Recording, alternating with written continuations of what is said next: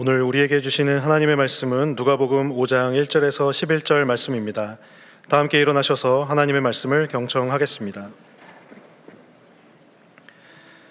무리가 몰려와서 하나님의 말씀을 들을새 예수는 게네사렛 호숫가에 서서 호숫가에 배 두 척이 있는 것을 보시니 어부들은 배에서 나와서 그물을 씻는지라. 예수께서 한 배에 오르시니 그 배는 시몬의 배라.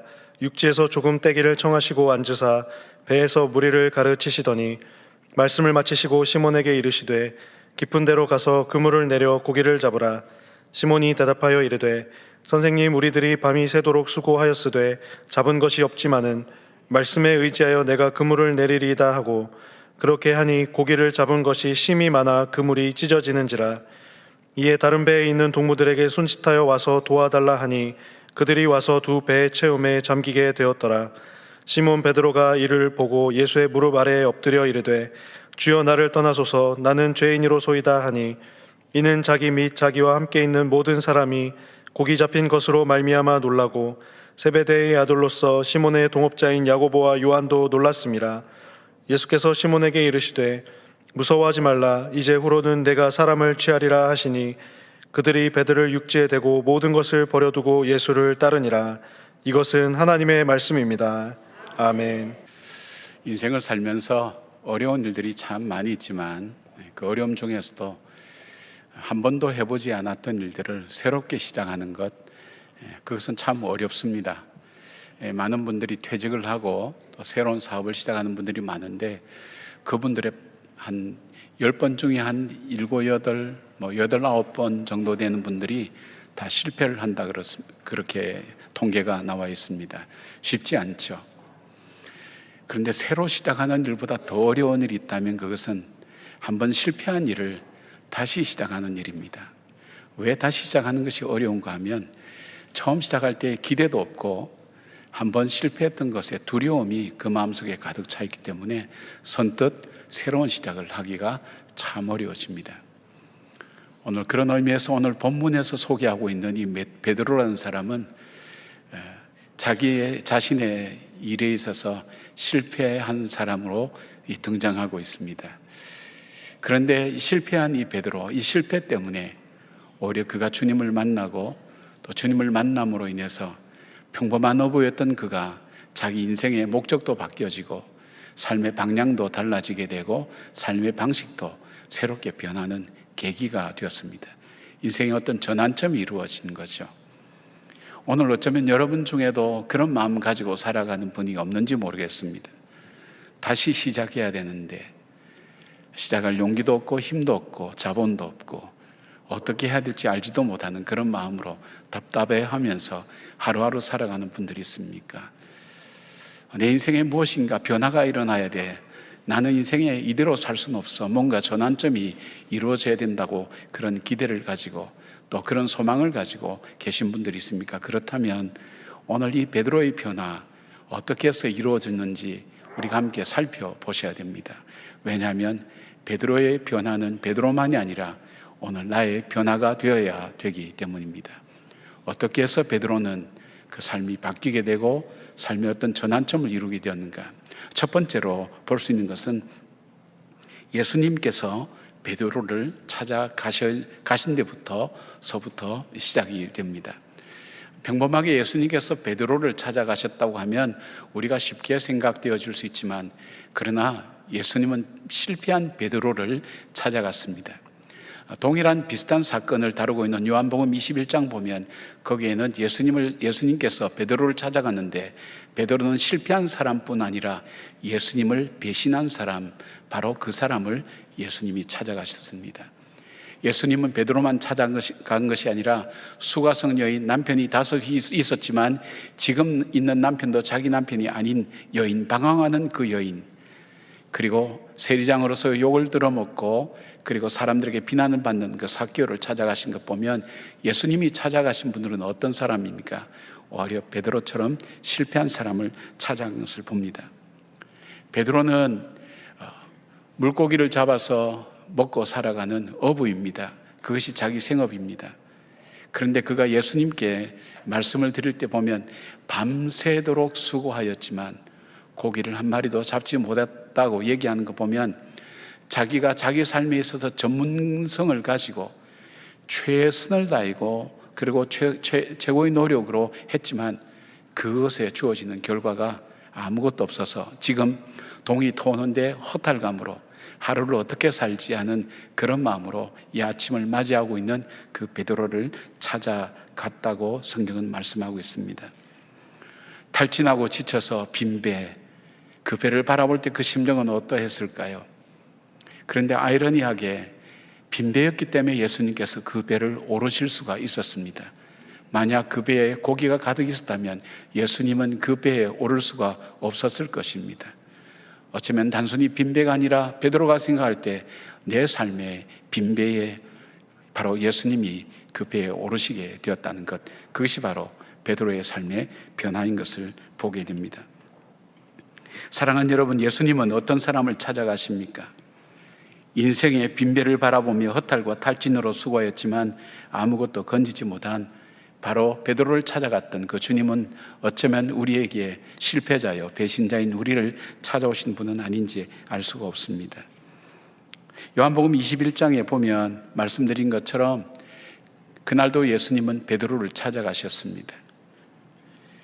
대단한 사람이었죠. 3년간 예수님을 따라다니면서 이 제자들의 그 리더로서 아름답게 세워졌지만 어린 계집아이의 세 마디 질문 앞에 그는 여지없이 자기의 쌓아온 모든 것이 한순간에 무너져 버렸습니다. 부활하신 예수님, 그가 확신을 갖고 있었지만 그 주님을 자신은 차마 만날 수 없어서 친구들과 함께 이 바닷가로 돌아왔는데 그 배신했던 베드로 그리고 실패한 베드로를 예수님이 찾아오신 것입니다. 예수님은 어떤 인생을 찾아갑니까? 인생의 빈배로 지쳐있고 패배하고 다시 시작하지 못하는 사람을 찾아가신 분이라는 것을 우리는 보여주고 있습니다. 사랑하는 여러분, 어쩌면 여러분에게도 이런 기회들이 주어지지 않을까요? 저는 가장 힘들었던 시기가 2022년이었습니다. 왜냐하면 이 시기에는 양쪽 어머니가 다 1년마다 돌아가셔서 삶의 울타리가 거쳐지고, 그리고 저는 개인적으로 건강이 안 좋아서 또 수술을 하게 되고, 그리고 귀에는 너무 시끄러워서 견딜 수 없는 그 상황. 근데 그것보다 더 괴로웠던 것은 뭐냐면 정말 가정도 없다시피 자녀가 어떻게 크는지도 알지도 못하고 연약 있게 최선 다해서 목회를 하며 한 분 한 분 만나서 함께 예배드린 6,000명의 교인들 중에 반이 다 떨어져 나가고 반밖에 남지 않았습니다. 여러분은 어떻게 한 번이라도 저 입장에서 생각을 해보신지 모르겠습니다. 무려 20년간을 섬기며 가르치며 밤잠 자지 않고 최선을 다했던 바로 그 노력의 대가가 빈배만 남아있는 것처럼 함께했던 우리 공동체에 사랑했던 그 사람들이 다 어디로 갔단 말인가. 하루아침에 3,000명이라는 엄청난 우리의 공동체를 잃어버리고 허탈감에 젖어있는 제 속에 찾아왔던 삶은 이제는 내 삶은 여기까지구나 하는 생각, 더 이상 나는 할 수 있는 것이 아무것도 없다는 그 좌절감 속에서 여러분에게 표시는 내지 않았지만 울고 다녔습니다. 그리고 하나님, 나는 목회에 실패한 사람입니다. 최선을 다해서 수고했지만 내게 남은 것은 아무것도 없습니다. 그런데 어느 날 이 본문 누가복음 5장과 요한복음 21장이 제 마음속에 깊게 다가왔습니다. 그리고 주님께서 저를 찾아오셨습니다. 그리고 그분은 다른 말씀보다 저에게 이 말씀을 하셨습니다. 내가 온 것은 의인을 부르러 온 것이 아니라 죄인을 부르러 왔다고. 맞습니다. 주님, 저는 죄인입니다. 저는 제가 최선을 다했지만 그 최선이 다 잘 되었다고 볼 수 없습니다. 제게는 인간적인 욕심도 있었고 제가 주님 보시기에 불순물이 너무 많았던 삶의 동기도 있었던 것 같습니다. 주님, 맞습니다. 제가 죄인입니다. 그런데 그 주님이 죄인이요 실패하고 어쩌면 배신한 저를 찾아오셨다는 것을 이 말씀을 통해서 보여주셨습니다. 그리고 다시 일어나서 다시 시작하자고 말씀해 주셨습니다. 아무것도 없는데 말입니다. 여러분은 어떻습니까? 여러분은 자신이 실패자라고 생각해 본 적 없습니까? 내가 정말 꿈을 가지고 내 자녀만은 잘 길러보겠다고 그렇게 여러분 자녀를 길렀는데 여러분의 자녀는 어떠했습니까?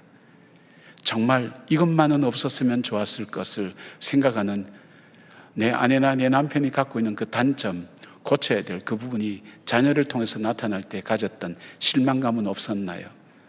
내가 원했던 자녀의 모습은 아닌데 어쩜 나는 실패한 부모일 수도 있다는 생각을 여러분께서 하고 계시진 않나요? 내가 원했던 자녀의 모습은 이것이 아닌데 나는 어느새 실패한 부모가 되었구나, 그런 생각을 해본 적은 없나요? 또 여러분의 부부 관계는 어떻습니까? 여러분이 정말로 원했던 그 부부, 내가 원했던 내 남편, 내 아내의 모습을 여러분 여전히 마음속에 기대와 설렘으로 갖고 계신가요? 정말 이 사람과 함께 살면 참 행복할 거야 생각했는데 시간이 흘러갈수록 그것이 아니라 오히려 함께 사는 것 자체가 부담스럽고 힘들어지면서 내가 원했던 이 부부관계는 이것이 아니었는데 왜 이렇게 됐을까? 나는 어쩌면 가정생활에 실패한 사람은 아닌가, 그렇게 생각해 보신 적은 없나요?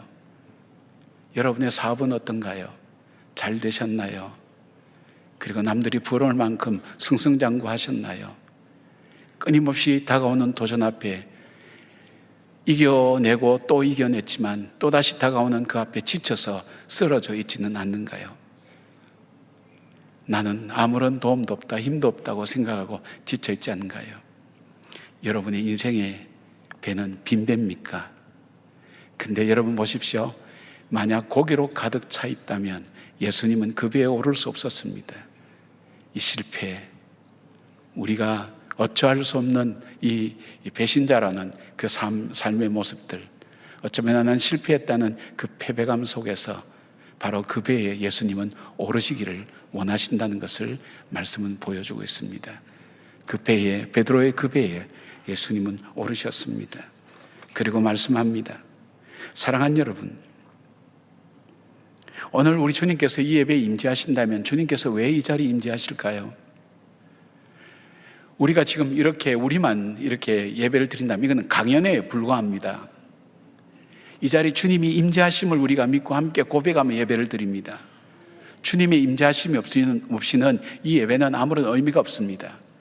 그렇다면 주님이 이 예배에 임재하셔야 될 이유가 있다면 그 이유가 뭐라고 생각하십니까? 주님은 너희들이 내 마당 밟는 것도 싫다고 말씀하셨고 너희들이 나를 위해서 제사를 드리고 제물을 드리는 것 그 냄새도 역겹다고 말씀하신 적이 있는 주님이라면 제사 때문에 예배 시간이기 때문에 주님이 임재하시는 것만은 아니라고 생각합니다. 그러면 나는 바르게 살았기 때문에, 나는 신앙생활을 하기 때문에, 예수님을 사랑하기 때문에 주님께서 여기 임재하셔서 이 예배를 받으셔야 된다고 생각하십니까? 주님이 임재하지 않는 예배는 의미가 없습니다, 여러분. 주님이 오늘 이 자리에 임재하신다면 그 이유가 뭔지 알고 계셔야 됩니다. 이유는 한 가지입니다. 단 한 가지입니다. 내가 죄인이기 때문에. 왜냐하면 주님은 나는 의인을 위하여 온 것이 아니라 죄인을 위하여 오셨다고 주님 말씀하셨기 때문에, 내가 죄인이기 때문에 주님은 오늘 이 자리에 임재하시는 겁니다. 내가 실패자고 내가 배신자고 나를 내 삶에서 다시 일으켜 세워줄 분이 주님밖에는 없기 때문에 주님께서 오늘 이 자리에 임재하셔서 우리에게 말씀하고 계신 것입니다. 사랑하는 여러분, 인생의 빈배에 낙담하지 말기를 바랍니다. 바로 인생의 그 빈배에 주님께서 오르셔서 주님께서 하시는 그 일들을 통해서 베드로의 삶은 변화되기 시작했습니다. 두 번째로 베드로의 변화가 될 수 있었던 그 삶의 중요한 것은 주님의 말씀에 온전히 베드로는 순종한 것에 있었습니다.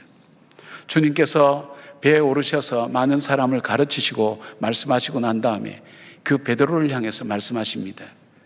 베드로가 얘기합니다. 베드로에게 말씀합니다. 깊은 데로 가서 그물을 던지라고 말씀을 합니다. 근데 베드로의 대답이 기가 막힙니다. 주님, 저희들이 밤새 수고하였지만 아무것도 잡지 못했습니다. 이 말의 의미는 뭘까요? 예수님은 목수죠. 나는 어부입니다. 이 배에 대해서는, 이 고기 잡이에 대해서는 내가 전문가입니다. 하루 이틀 한 것도 아닙니다. 내 직업입니다. 여기서 잔뼈가 굵었습니다. 고기라면 제가 더 잘합니다. 게다가 밤새도록 여기저기 있을 만한 그물은 다 던져봤습니다. 그러나 아무것도 잡지 못했습니다. 그리고 지금은 동이 터옵니다. 이 동이 터오면 고기가 전부 다 사라지기 때문에 고기를 잡지 못합니다. 고기 잡을 때도 아닙니다. 그리고 깊은 곳에는 더더구나 고기가 없습니다. 모든 상황과 조건이 아무것도 없습니다. 내가 그물을 내리는 단 하나의 이유가 있다면 말씀에 의지하여 예수님 그 말씀 때문에 고기를 내리겠습니다. 베드로가 왜 이 대답을 했는지 우리가 추론해 볼 수 있어요. 그거는 뭐냐면 바로 이 앞장에 예수님께서 베드로의 장모의 열병을 고쳐주신 것, 바로 그 사건을 우리는 짐작할 수 있습니다. 베드로가 알겠죠. 저분이 우리 장모님의 열병을 고쳐주신, 중한 열병을 고쳐주신 분, 내가 은혜 갚는다는 차원에서 내가 한번 순종하겠다, 그런 마음 가졌는지 모릅니다. 아무튼 베드로는 그렇게 얘기합니다. 내가 내릴 수 있는 단 한 가지의 이유가 있다면 당신이 말씀하셔서 말씀에 의지하여 그물을 내리겠다고 그렇게 말씀합니다. 이 사건은 요한복음 21장에도 동일하게 나타나고 있습니다. 실패하고 배신했던 베드로, 그가 밤새도록 고기를 잡았지만 고기 한 마리 잡지 못했습니다. 예수님께서 묻습니다. 너에게 고기를 잡았느냐? 여기서 이 고기라고 말하는 것은 단순히 그냥 우리가 익투스라고 하는 자동차에 붙이는 그 고기가 아니라 프로스파기온이라고 어부가 찾기를 원하는 그 고기를 의미합니다. 네가 그토록 수고하고 애썼지만, 최선을 다해 살았지만, 네가 정말로 바로 이거야, 내가 찾는 것이 이거야 라고 하는 것을 찾았느냐? 내가 혼신의 힘을 다해 노력을 다했지만 그것이 네 삶에 있어서 맞아, 나는 이것을 위해서 살아왔어, 이것이 이루어졌어, 정말 찾기를 원하는 그 고기를 잡았느냐? 행복을 위해서 달려오고, 그렇지 나는 이것을 위해서 달려왔어, 그렇게 이야기했던 그 고기, 네가 찾기를 원했던 그 고기 찾았느냐? 우리가 밤새도록 수고했지만 고기 잡지 못했습니다. 배 오른편에 그물을 던져라고 말씀합니다. 그때도 동일하게 말씀에 의지하여 그물을 던지게 됩니다. 근데 고기가 잡혔습니다. 두 군데다 고기를 잡혔습니다. 주님께서 하시고 싶은 말씀이 뭘까요? 베드로야, 너가 실패한 이유는 내 말씀에 의지하여 그물을 내릴 때는 고기를 잡았지만 너 의와 너 노력과 너 지혜와 너 지식과 네 의지만 가지고 살았을 때 그 삶은 실패할 수밖에 없는 인생이 바로 너의 모습이라는 것을 말씀해 주고 있는 겁니다. 그러면서 너의 실패 이유는 말씀을 따라 살지 않았던 것에 있었고, 그 말씀대로 살지 아니했던 그 삶이 너로 하여금 너도 원치 아니하게 오늘 배신자의 모습으로 이 바닷가에 서 있게 되었다는 그 말씀이었습니다. 여러분, 주님께서는 바로 이 베드로에게 사람이 떡으로만 사는 것이 아니라 말씀으로 사는 것을 깨우치게 한 교훈을 이렇게 주님께서 말씀해 주십니다. 이스라엘 백성이 광야에서 나왔을 때에 하나님께서 이 사랑하는 백성을 광야로 몰아넣었습니다. 광야는 원래 사람이 살지를 못합니다. 여기에서 하나님께서 하신 일들이 있습니다. 무엇보다도 인간의 본능인 거주 이전의 자유를 제한시켰습니다. 사람은 좋은 곳에 오래 머물고 싶습니다. 힘든 곳에서는 빨리 떠나고 싶습니다. 그러나 여기에서는 완전히 기준이 다릅니다. 자기가 좋은 곳, 자기가 편한 곳, 자기가 머물고 싶은 곳이 아니었습니다. 조건은 하나입니다. 성막에 구름이 뜨면 움직였고, 그렇지 않으면 움직이지 않았습니다. 가야 되는데도 못 갑니다. 가지 말아야 되는데도 가야 됩니다. 그 기준은 나에게 있지 않았습니다. 상황이 있지 않았습니다. 오직 하나님의 뜻에 달려 있었습니다. 성막에 구름이 뜨면 가게 되었습니다.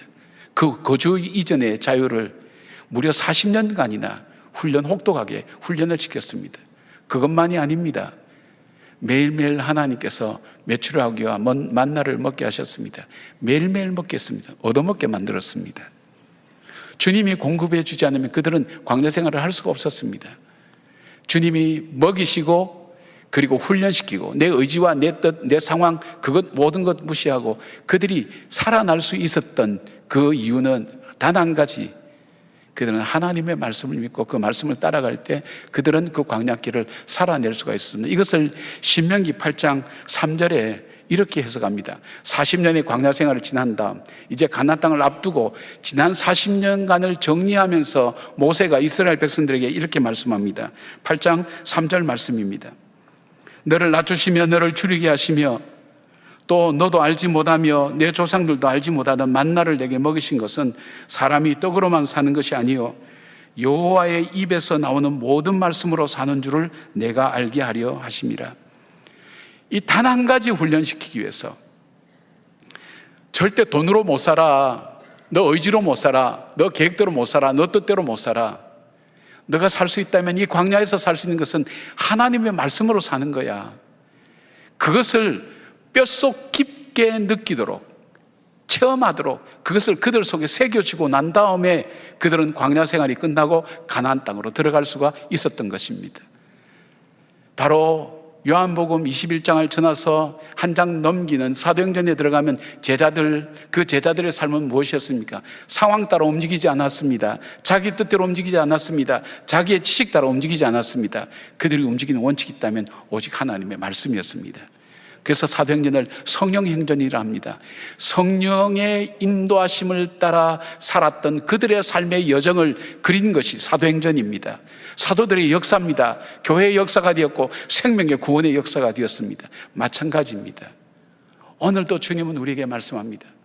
열심히 사는 것 인정해. 최선 다했던 것도 인정하고 실력이 있는 것도 인정해. 그것이 인생에 있어서 성공을 그리고 목적한 것을 이루는 그것은 아니라고. 정말 사는 것은 하나님 말씀을 의지하고 사는 것, 거기에 삶에 진정한 해답이 있다는 것을 주님께서 말씀하고 있는 것입니다. 여러분, 우리가 우리 삶에 내가 영적 침체가 이루어졌다 그럴 때 나는 왜 이리 마음이 답답하고 힘들지, 그것이 문제가 아닙니다. 또 나는 모든 일이 잘 돼 평안해, 그것이 아닙니다. 나에게 영적 침체는 하나님의 말씀이 내게 들려지지 않을 때입니다. 여러분, 성경에 암흑기도 하나님 말씀이 없을 때 그때를 암흑기라고 얘기합니다. 내 인생이 우선 잘되고 편안하고 모든 일이 잘되고 있다는 그것이 아닙니다. 나에게 하나님 말씀이 들려지지 않습니다. 그 말씀이 가슴에 와닿지 않습니다. 그 말씀이 내 마음에 머물러 있지 않습니다. 그 말씀대로 내가 살고 싶은 마음이 없어집니다. 그때가 우리에게서 영적인 위기와 영적인 침체기라는 것을 알아야 됩니다. 바로 그 말씀을 베드로에게 말씀하시면서 하나님 앞에서 살아가는 삶, 그것을 베드로는 여기서 깨닫게 됩니다. 사람이 떡으로 사는 것이 아니구나. 환경과 내 실력과 내 능력이 아니구나. 하나님께 달려있구나. 그리고 하나님 말씀을 그가 듣고 순종했을 때에 그는 그가 잡기를 원했던 그 고기를 잡고 모든 사람이 놀라는 역사가 일어나게 된 것을 봅니다. 사랑하는 여러분, 주님의 말씀을 꼭 듣기를 바랍니다. 그 말씀이 여러분 귀에 들려지고 그 말씀 앞에 순종하는 여러분 되시길 바랍니다. 말씀으로 살아가는 줄 깨닫는 여러분 되기를 바랍니다. 세 번째, 베드로의 삶이 변화될 수 있었던 세 번째는, 베드로는 예수님을 따라갔기 때문에 변화될 수 있었습니다. 자, 베드로가 예수님을 따라가기 위해서는 세 가지의 계단을, 이 벽을 넘어야 됩니다. 첫 번째, 베드로가 예수님을 따라갈 수 있는 첫 번째 이유는 자신이 죄인인 것을 고백했습니다. 자, 한번 생각해 보십시오. 밤새도록 고기를 잡기 노력했는데 고기가 잡혔어요. 그러면 얼마나 감격과 기쁨이 있겠어요. 고기에게로 달려가야 됩니다. 고기에게로 달려가지 않습니다. 예수님께 옵니다. 그리고 엉뚱한 얘기를 합니다. 생뚱맞은 얘기를 합니다. 예수님, 내가 죄인입니다. 이 고백이 어떻게 나오게 되었을까요? 베드로의 이 고백은 뭡니까? 죄라는 것은 뭐죠? 죄는 하나님 없이도 내가 살아갈 수 있다고 살아가는 삶이 죄입니다. 그리고 이 죄의 상태는 사망이라고 성경은 말씀합니다. 죄의 삭은 사망입니다. 나는 하나님 없이도 살아갈 수 있어. 내게 돈만 있다면, 이런 직장만 있다면, 이런 나에게 지식만 있다면 나는 하나님 없이도 살아갈 수 있어. 이 말은 뭐냐면 사실은 하나님의 은총 가운데 살아가고 있는데, 예수 믿는 사람이건 안 믿는 사람이건, 왜냐하면 일반 은총이 있지 않습니까? 사실 그분들도 인정하지 않지만, 알지 못하지만 하나님의 은총 가운데 살고 있지만 내 힘으로 살아가는 것처럼 살아가고 있다는 거예요. 아나는 똑똑하고 지혜가 있어서 그런데 여러분, 하나님께서 신경줄 하나만 끊어버리면 그 사람은 하루아침에 달라집니다. 하나님께서 살 수 있도록 하기 때문에 살아가고 있는 거지, 그것을 모르고 내 힘으로 살아가는 것처럼 살아왔던 베드로가 그 고백을 하는 거예요. 능히 물고기도 다스리시는 하나님, 나는 하나님 없이도 살아가는 그런 삶인 줄 알았는데 하나님 아닙니다. 나는 하나님이 없이는 살아갈 수 없는 존재인 것을 하나님, 나는 고백합니다. 그 고백이 나에게 우선적으로 나에게 주어져야 되는 거예요. 두 번째로 베드로가 넘어야 될 또 하나에 있다면 예수 그리스도에 대한 호칭이 바뀌어야 됩니다. 오늘 베드로는 주님이라는 것을 믿었습니다. 고기를 잡기 전에 베드로가 예수님을 불렀던 호칭은 선생님입니다. 고귀하고 존귀한 분, 그분에게 붙여주는 이름 선생님. 그러나 고기를 기적적으로 잡고 난 다음에 나는 죄인입니다 그랬을 때 그가 불렀던 예수님에 대한 호칭은 주입니다. 퀴리에, 바로 나의 주인, 로드라고 하는 그 고백입니다. 예수님, 삶이 내 손에 달린 줄 알았습니다. 그러나 삶이 내 손이 아니라 하나님께 있음을 내가 믿습니다. 주님이 내 삶의 주인입니다. 내 생명의 주인이시고, 주님이 내가 가지고 있는 모든 물질의 주인이시고, 나의 가족의 주인이시고, 나의 모든 삶의 주인이 주님이십니다. 여러분, 저와 여러분은 시간 속에 살아갑니다. 주님께서 우리의 시간을 거둬가시면 거기에서 삶이 끝나는 거예요. 우리의 상황 이런 거 아무 상관없어요. 주님께서 됐다, 이제 너 시간 끝이다 그러면 우린 죽는 거예요. 생명이 끝나는 거예요. 그것을 깨닫는 거예요. 내가 내 삶의 주인이 아니라는 걸 깨닫는 거예요. 내가 내 소유를 갖고 있지만 이것이 내 소유가 아니라 주님께서 나에게 맡겨주신 것에 불과하다는 것을 아는 거예요. 그것을 발견한 거예요. 내 인생이 내 것이 아닙니다. 내 삶이 내 것이 아닙니다. 그것을 고백하는 거예요. 주님, 내 삶은 주님께 있습니다. 그래서 그가 한 것이 뭘까요? 배와 그물을 버려두고 예수님을 따랐다 그랬습니다. 누구를 따랐어요? 자기 인생의 주인 되신 주님을 따랐다는 것.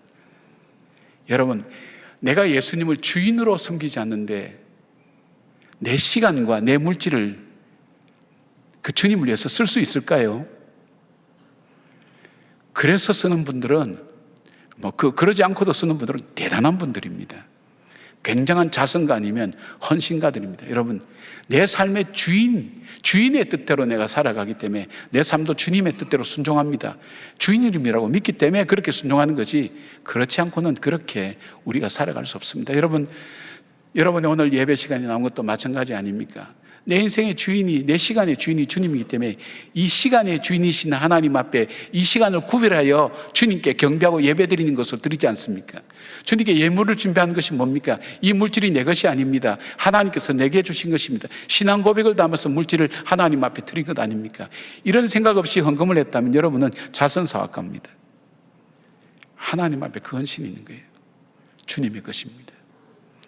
그리고 마지막으로 또 하나 하는 것이 있다면 그들이 배와 그물을 버려두고, 심지어는 마태복음 아버지까지 버려두고 그들은 예수님을 따라갔습니다. 배와 그물, 이것은 지금까지 그들 삶을 지탱해 준 것이었습니다. 그들의 삶을 말해주고 풍요롭게 살 수 있도록 만들어준 도구들, 내가 의지하고 있었던 이 모든 것을 내려놓습니다. 그리고 주님 앞에 내 삶을 다 맡겨버리고 주님을 따라갑니다. 내가 밤새도록 수고하고 애썼던 매일같이 그물을 밤중에 일어나서 그물을 밤중에 던지고 고달프게 살았던 이 인생의 길, 이 삶까지도 모든 것, 그 도구도 다 내려놓고 내 삶은 주님께 있습니다. 이제 내 삶은 주님의 그 부르심을 따라 살아가는 것입니다. 바로 그 결단이, 바로 이 베드로의 결단이 주님을 따라갈 수가 있었습니다. 사랑하는 여러분, 내가 주님을 따라간다는 게 뭘까요? 오늘 내가 살아가는 삶은 그냥 평범하게 살아가는 하루, 나에게 주어진 일을 해결해가는 삶, 그것이 아니라 나를 부르신 하나님의 부르심을 받은 소명을 가진 사람으로 삶을 살아가는 겁니다. 그냥 평범하게 살아가는 것이 아닙니다. 가정이 저절로 이루어져서 사는 사람이 아니라 하나님께서 나를 이 가정에 보내셨고 이 가정을 하나님이 기뻐하신 가정으로 만들기를 원하신다는 그 마음으로 가정생활을 하는 겁니다. 그리고 그 마음 가지고 직장생활을 하는 겁니다. 그 마음을 가지고 하나님께 예배를 드리는 겁니다. 그것이 부르심에 응답하는 삶입니다. 그 삶을 따라갈 때 그 삶은 바뀌어질 수 있었던 것입니다. 근래에 우리 교회에 등록하시고 열심히 신앙생활 하시는 이청자 집사님, 금년에 이제 집사 임직을 받으신 그분이 하나님께 짠한 딸이라는 그런 간증집을 냈는데, 이 간증집에 이렇게 내용이 되어 있어요. 이 책에서 집사님은 이 땅이 자기 삶의 전부이고 죽으면 모든 것이 끝이라고 살았다고 말씀합니다. 그래서 이 세상이 주는 즐거움을 추구하며 그렇게 살고, 세상의 유행가가 가장 감미로운 줄 알았고, 잘 먹고 잘 입고 잘 살다가 죽는 것이 전부인 줄 알고 살았습니다. 그러다가 그는 원치 않는 어려움을 겪으면서 마치 빈배의 그물을 걷는 베드로의 신세가 되면서 주님을 만나게 되었습니다. 교회에 나오고 3년 동안을 매 주일 예배마다 눈물로 드렸습니다. 세상이 더 이상 자기를 기쁘게 하거나 의미를 주지 못한다는 것을 알았기에 이 세상의 위로나 소망도 자기에는 아무런 의미가 없었습니다. 자기를 발견하게 되고 예수님을 알게 될 때에 예수님을 자신의 구세주와 주님으로 받아들이고 예수님과 기쁨과 예수님을 만나는 기쁨과 천국 소망을 바라보며 살게 됐다고 이 고백에 담고 있습니다. 그는 자신의 인생 전환점을 한때 나는 이라는 시로 고백하고 있는데, 제가 잠깐 축약해서 소개해드리겠습니다. 한때 나는 사람이 주는 행복으로 울고 웃었지만 이제는 주님만 의지하며 주신 행복에 웃게 됩니다. 한때 나는 주님께 축복만을 받기를 원했지만 이제는 주님만을 원하며 살게 됩니다. 한때 나는 성경 말씀 막막하게 느껴졌지만 이제는 생명의 말씀 가슴에 새기며 살아가게 됩니다. 한때 나는 수고와 슬픔뿐인 삶이라 낙심되었지만 이제는 고난 뒤에 축복을 믿으며 살게 됩니다. 한때는 이리저리 표류하며 살았었지만 이제는 내 인생의 닷을 주님의 사랑 앞에 내려 살게 됩니다. 한때는 내가 빛나기 위해서 눈을 반짝거렸지만 이제는 주님 영광 위에 두 손을 번쩍 들며 살게 됩니다. 한때 나는 죽음의 그림자가 두려운 적도 있었지만 이제는 부활의 주님 바라보며 살게 됩니다. 한때 나는 쓸쓸히 달려온 인생길 목까지 숨이 찼지만 이제는 오늘 죽어 눈을 떠도 천국임을 행복하게 살게 됩니다. 한때는, 그러나 이제는 아주 함축적인 의미가 담겨져 있죠. 사랑하는 여러분, 더 이상 지체할 시간이 우리들 속에 남아있지 않습니다. 우리가 젊다고 건강하다고 우리 인생이 많이 남았다고 생각은 하지 마십시오. 시간의 주인이신 주님이 거두어 가시면 우리는 언제든지 하나님 앞으로 가야 됩니다. 그러기 전에 오늘 이 베드로처럼 우리 삶에 반전이 있어야 되지 않을까요? 새로운 변화는 어디에서 올까요? 주님께서 내 인생의 빈배에 오르시는 데부터 시작이 됩니다. 여러분의 실패와 아픔과 연약함을 주님 앞에 그대로 드려보십시오. 주님, 나는 주님이 필요합니다. 주님, 그리고 나에게 말씀해 주십시오. 그리고 내가 아무런 이해가 되지 않아도, 상황이 이해가 되지 않고 환경이 이해되지 않고 경험에 맞지 않다 할지라도 하나님의 말씀 앞에 순종하며 그물을 던져보십시오. 하나님 말씀하시는 곳에 그물을 던져보십시오. 삶을 던져보십시오. 우리가 정말 찾기를 원하는 그것을 분명히 만날 수 있게 됩니다. 그것으로 그치지 않고 오늘 내가 살아가는 삶이 주님께서 나를 부르신 그 부르심을 따라 오늘 주어진 일들, 나에게 다가오는 문제를 해결하는, 헤쳐나가는 그런 삶이 아니라 주님께서 내게 부르신 그 부름을 따라 오늘 그 삶을 걸어가는, 내가 만든 길이 아니라, 세상이 만들어준 길이 아니라 하나님께서 나에게 열어주신 그 길을 걸어가는 믿음의 사람 되셔서 연습도 반복도 없는 우리의 인생이 헛되게 끝나지 않고 하나님 앞에서 참 의미있고 복되게 살았노라고 고백하는, 우리 인생의 마지막 날 주님 앞에 그렇게 고백하는 아름다운 인생을 사는 저와 여러분 되기를 주님의 이름으로 축복합니다. 아멘. 기도하겠습니다. 주님, 우리는 어쩌면 실패자입니다. 어쩌면 주님의 사랑을 받았으면서도 불구하고 그 사랑을 배신하면서 사는 배신자이기도 합니다. 그러나 주님이 포기치 아니하시고 끝까지 붙들어 주셔서 여기까지 올 수 있게 되었습니다. 이제 나를 내려놓습니다. 말씀 앞에 다시 섭니다. 주님 말씀하여 주시고 그 말씀 따라가게 하시고 그 말씀이 내 발의 등이요 내 길의 빛이 됨을 믿습니다. 말씀 따라가는 믿음의 사람으로 살아가게 하시고 주님의 부르심을 따라 살아가는 믿음의 걸음을 걷게 하여 주시옵소서.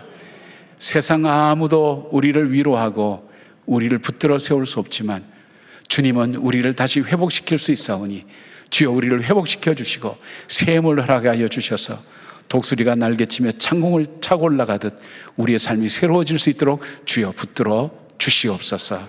우리 인생을 새롭게 하실 예수님의 이름으로 기도드리옵나이다. 아멘.